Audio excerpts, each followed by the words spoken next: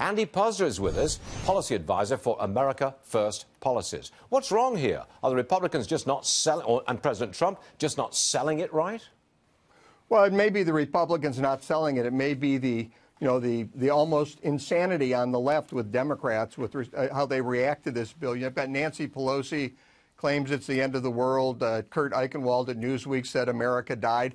Look, you've got 41% of the people in this poll thought their taxes were going up. The Joint Committee on Taxation that scores this says 8% will see a tax increase. The Tax Policy Institute said it'd be 12%.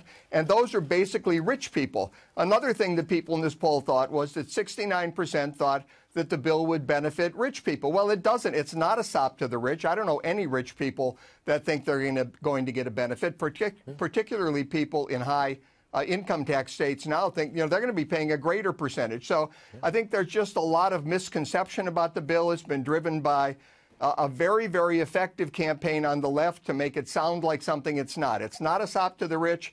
Working and middle-class Americans will see a tax deduction. When they see more money in their paychecks, a lot of this will go away. Maybe next year, if we get 4% growth or 3.5% to 4% growth, and I think we will, maybe that changes people's opinion of cutting taxes and getting the economy growing. But let me ask you this.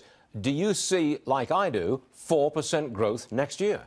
Absolutely. The Council of Economic Advisors projected that we had 3.9% GDP growth in third quarter if it weren't for the hurricanes. We're almost there just with regulatory reform. This tax cut bill will get us over the top. Absolutely.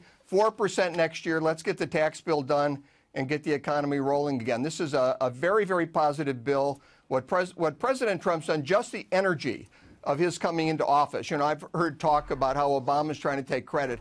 If you look at any of the surveys on business optimism, the day of the election, they shot up, and they've stayed above recessionary levels ever since the election. So this is not the Obama recovery. The only benefit we got from Obama here is that he performed so poorly for the 7.5 years following the recovery that we're now able to look better because his performance looks so bad. So if you're rolling over bad numbers, it's easier to look good than if you're rolling over good numbers. And we're rolling over 7.5 years of bad numbers. Well said. Andy Puzder, thanks for joining us, sir. Appreciate it. We'll see you again real soon. Thanks, Stuart. All right.